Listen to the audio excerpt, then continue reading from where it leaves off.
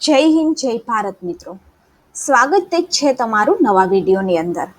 આ જે વિડીયો છે એની અંદર ઇન્કમ ટેક્સ રિટર્ન ઘરે આપણે કઈ રીતે ફાઇલ કરી શકીએ એના વિશે ચર્ચા કરવાના છીએ અને પોર્ટલની મદદથી લાઈવ આપણે એક ઇન્કમ ટેક્સ છે એ ફાઇલ કરીશું છે. અને અહીંયા એક રજિસ્ટરનો ઓપ્શન છે.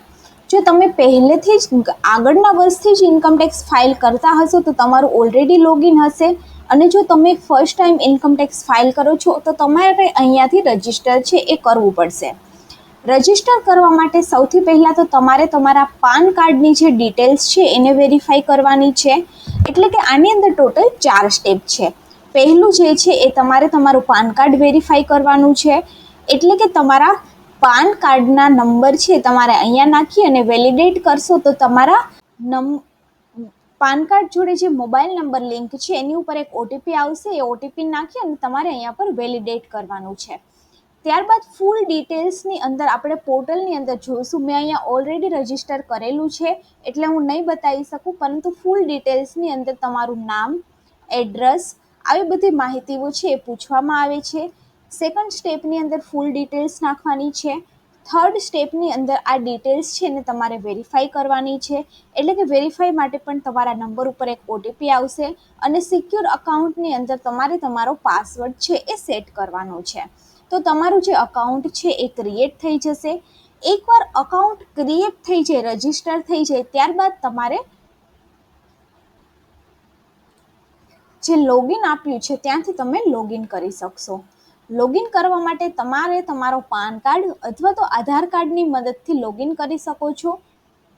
તમે જેવું પાન કાર્ડ નંબર નાખશો એવું તમને અહીંયા ઉપર વેરીફાઈ કરવાનું પૂછશે અને તમારા જે પાસવર્ડ છે એ તમારે આની અંદર નાખી દેવાના છે જે તમે ત્યાં સેટ કર્યા હતા. અને ત્યારબાદ તમારે કન્ટિન્યુ. તો જે પોર્ટલ છે એ ઓપન થઈ જશે. અહીંયા ઉપર તમારું નામ આવી જશે અને માય પ્રોફાઇલની અંદર તમે જશો તો તમે આગળ જે બધું સેટ કર્યું છે એ તમને દેખાશે. ત્યારબાદ અહીંયા ઉપર તમારી બેંક અકાઉન્ટ ડિટેલ્સ અને બધી ડિટેલ્સ છે તમે આગળ જે ફિલઅપ કરી હશે એ આવી. સૌથી પહેલાં ફાઇલ નાવ ઉપર જવાનું છે. ફાઇલ નાવ ઉપર જશો એટલે તમને આ એક ઓપ્શન બતાવશે. ત્યાંથી તમારે select mode of the filing, online અને ઓફલાઈન, તો એમાંથી તમારે ઓનલાઈન સિલેક્ટ કરી અને કન્ટિન્યુ કરવાનું છે. હવે તમે જેવું કન્ટિન્યુ કરશો એવું અહીંયા તમને બતાવશે સ્ટાર્ટ ફાઇલિંગ નાવ. તો તમારે સ્ટાર્ટ ફાઇલિંગ નાવ ઉપર જવાનું છે. ત્યારબાદ અહીંયા તમને અમુક પ્રશ્ન પૂછશે કે તમે ઇન્ડિવિજ્યુઅલ છો, હિન્દુ, અનડિવાઇડેડ ફેમિલી છો કે અધર્સ છો. તો તમારે એમાં ઇન્ડિવિજ્યુઅલ કરવાનું છે કારણ કે તમે ઇન્ડિવિજ્યુઅલી તમારું ઇન્કમ ટેક્સ રિટર્ન છે એ ફાઇલ કરો છો. ત્યારબાદ કન્ટિન્યુ કરવાનું છે. કન્ટિન્યુ કરી અને તમારે અહીંયા ઉપર ITR 1, 2, 3, 4, 5, 6 એવું ઘણું બધું આપ્યું છે. એમાંથી તમારે ITR 1 સિલેક્ટ કરવાનું છે. ITR 1 છે એ ઇન્ડિવિજ્યુઅલ માટે છે. ITR 2, 3 અને બીજા જે છે એ બિઝનેસ માટે હોય છે. અને તમે અહીંયા જોઈ શકો છો કે ITR 1 જે છે એ ઇન્ડિવિજ્યુઅલ ઇન્ડિયાની અંદર જે રહે છે એ અને જેની ઇન્કમ 50 લાખ કરતાં ઓછી છે એ લોકો ફાઇલ કરી શકે છે. ત્યારબાદ જે ITR 2 છે એ individual and HUF not having income from the profits and gain business or profession, એટલે કે બિઝનેસવાળા જે છે એ આને ITR 2 ફાઇલ કરવાનું હોય છે. ITR 3 પણ બિઝનેસની અંદર ફાઇલ કરવાનું હોય છે. એટલે તમારે ઇન્ડિવિજ્યુઅલ માટે ITR 1 ની અંદર જવાનું છે. ત્યારબાદ પ્રોસીડ વિથ ITR 1. હવે જેવું તમે પ્રોસીડ વિથ કરશો એવું અહીંયા તમને બતાવશે validate your return breakup, confirm your return summary અને વેરીફાઈ અને સબમિટ. ગેટ સ્ટાર્ટેડ કરવાનું છે. ગેટ સ્ટાર્ટેડની અંદર અહીંયા ઉપર તમને 3 પ્રશ્ન પૂછશે. Taxable income is more than the basic exemptions limit, એટલે કે તમારી ટેક્સેબલ ઇન્કમ છે એટલે કે ઇન્કમ તમારી જે એક્ઝેમ્પશન્સ લિમિટ છે એના કરતાં વધારે છે. તો 7 લાખ કરતાં વધારે હોય તો તમારે આ ટીક કરવાનું છે.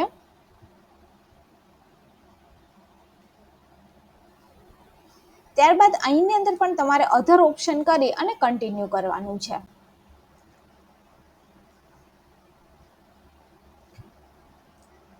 અધર કરી અને કન્ટિન્યુ કરશો એટલે અહીંયા ઉપર તમને પ્રોફેશનલ ઇન્ફોર્મેશન પૂછશે. પ્રોફેશનલ ઇન્ફોર્મેશન એટલે કે તમે જે તમારું પ્રોફાઇલ ક્રિએટ કરતી વખતે જે ઇન્ફોર્મેશન નાખી છે એ બધી તમને અહીંયા ઉપર બતાવશે, કે જેની અંદર તમારું નામ, મિડલ નેમ, લાસ્ટ નેમ, તમારો પાન નંબર, તમારી ડેટ ઓફ બર્થ, તમારો આધાર નંબર હશે અને તમારી કોન્ટેક્ટ ડિટેલ્સ છે એ આપેલી હશે.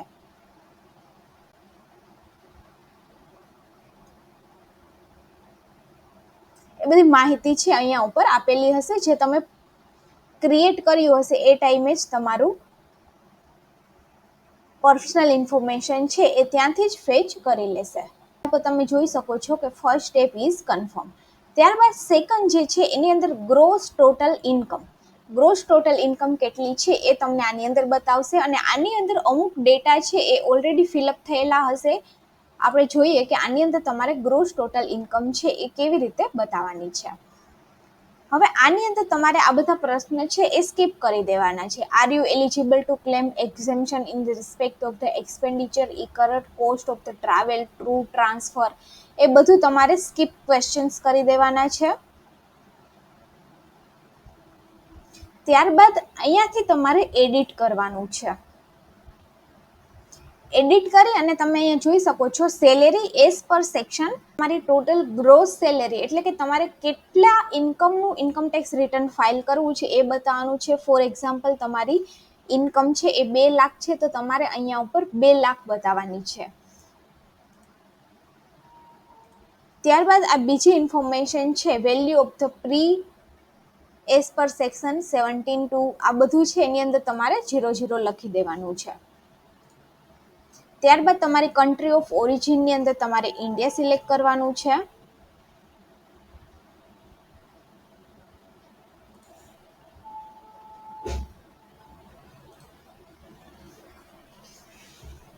કારણ કે આપણે ઇન્ડિયાથી ફાઇલ કરીએ છીએ એટલા માટે.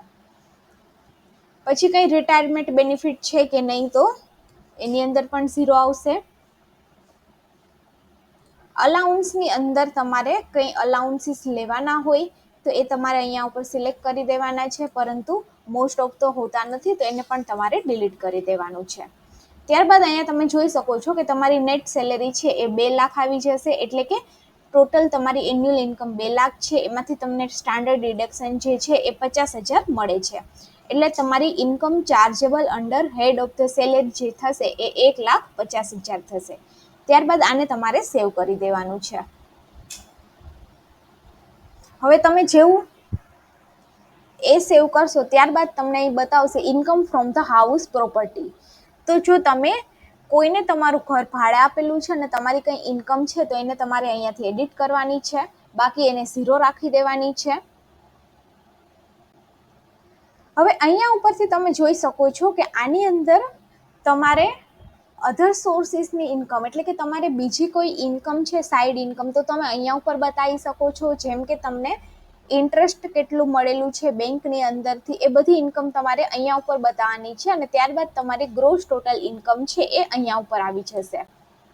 અને ત્યારબાદ આને તમારે કન્ટ્રી ટોટલ ઇન્કમ 1,58,000 આવી જશે કે આટલાનો તમે ઇન્કમ ટેક્સ ફાઇલ છે એ કરો છો.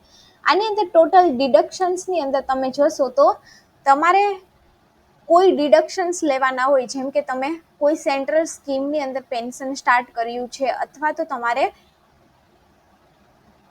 ઇન્ટરેસ્ટ ચાલુ છે હોમ લોનનો, અથવા તો તમારે કંઈ બીજી એવા ડિડક્શન્સ છે કે LIC પોલિસી લીધેલી છે, ત્યારબાદ કોઈ મેડિક્લેમ લીધેલો છે, એ તો તમે અહીંયા ડિડક્શન્સની અંદરથી કરી શકો છો. તો આ ક્વેશ્ચન્સને આપણે સ્કીપ કરી દઈએ છીએ કારણ કે એવા કોઈ ક્લેમ લીધેલા નથી, અને લીધેલા હોય તો તમે અહીંયા ઉપરથી જોઈ શકો છો કે deductions in respect of the health premium. તો અહીંયા તમારે એડ કરી અને જેટલું તમે હેલ્થ પ્રીમિયમ કર્યું હોય એ તમે એડ કરી શકો છો. એટલે ટોટલ ડિડક્શન્સ 0 આવી જશે અને કન્ફર્મ કરવાનું છે. અહીંયા પર આવી જશે ટેક્સ પેડ. ટેક્સ પેડ એટલે કે આ જે છે એ મહત્વની વાત છે. તમે કંઈ ટેક્સ એટલે કે TDS છે તમે ફાઇલ કર્યું હશે તો એની અંદર તમે અહીંયા ઉપરથી જોઈ શકો છો કે tax of the tax detail source of the salary income. જો તમારી સેલેરી ઉપર કંઈ ટેક્સ કપાણો હોય તો તમે અહીંયાથી ડિટેલ્સ કરી અને અહીંયાથી તમે એડ કરી શકો છો કે તમારો TDS કેટલો કટ થયો છે. તો તમારો કંઈ TDS કે કંઈ ટેક્સ કટ ન થયો હોય તમારે 0 નાખવાનું છે. અને જો તમારે FD એટલે કે ફિક્સ ડિપોઝિટની ઇન્કમ અથવા તો ગમે ત્યાંથી TDS કટ થયો છે તો તમે આ સેક્શન્સની અંદર TDS છે અહીંયા પર નાખી શકો છો અને ત્યારબાદ એને કન્ફર્મ કરી શકો છો. તો આ જે TDS છે તમારા 7 લાખથી ઓછી જો ઇન્કમ હોય તો તમારો જેટલો TDS તમે ટેક્સ પે કર્યો છે એ તમને રિબેટ એટલે કે રિફંડ મળી જાય છે. હવે ટોટલ ટેક્સ લાયબિલિટીની અંદર પણ તમારે 0 જ નાખવાનું છે કે આની અંદર ગ્રોસ ઇન્કમ તમારી 1,58,000 થઈ છે. ત્યારબાદ આની અંદર ટોટલ ટેક્સ તમે કેટલો પે કર્યો છે તો કે 0 પે કર્યો છે. ત્યારબાદ એની અંદર રિબેટ કેટલું મળે છે તો કે 0 મળે છે. આની અંદર જો 5 લાખથી વધારે ઇન્કમ હોય તો અહીંયા ઉપર તમને અમુક રિબેટ મળી જતું હોય છે. આફ્ટર રિબેટ કેટલો ટેક્સ થાય, હેલ્થ અને એજ્યુકેશન્સની અંદર તમારે જો કંઈ કટ કરવાનું હોય ડિડક્શન્સ તો એ અહીંયા ઉપર આવી જાય છે. ત્યારબાદ આ બધા ક્વેશ્ચન્સ છે એ તમારે જોઈ લેવાના છે અને કન્ફર્મ કરી દેવાનું છે.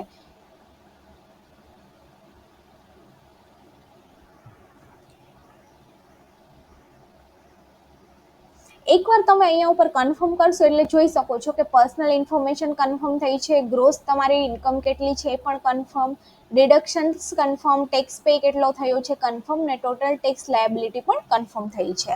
એટલે કે અહીંયા ઉપર તમારું ટોટલ ઇન્કમ છે આટલી છે અને ત્યારબાદ તમારે પ્રોસીડ કરવાનું છે. હવે તમે જેવું પ્રોસીડ કરશો એવું અહીંયા ઉપર તમે પ્રિન્ટ પણ લઈ શકો છો. અહીંયા આવે છે કે you need to make the payment of 0 એટલે કે તમારે આની અંદર કંઈ પેમેન્ટ છે એ કરવાનું થતું નથી. ત્યારબાદ આને તમારે પ્રિવ્યૂ રિટર્ન કરવાનું છે. તમે જેવું પ્રિવ્યૂ રિટર્ન કરશો એવું અહીંયા ઉપર તમારી બધી ડિટેલ્સ છે આવી જશે અને પ્રોસીડ ટુ પ્રિવ્યૂ કરવાનું છે. તો બધી જ માહિતી છે તમે ડાઉનલોડ પણ કરી શકશો. અહીંયા તમે પ્રોસીડ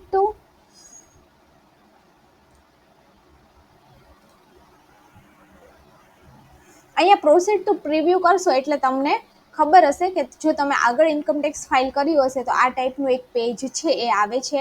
તો આ પેજની અંદર તમે બધી માહિતી છે એ જોઈ શકો છો કે આની અંદર કયા કયા ડિડક્શન્સ તમે લગાવ્યા છે, શું છે, અને આને તમારે પ્રોસીડ ટુ વેલિડેટ કરવાનું છે. હવે પ્રોસીડ ટુ વેલિડેટ કરશો એટલે એની અંદર તમારે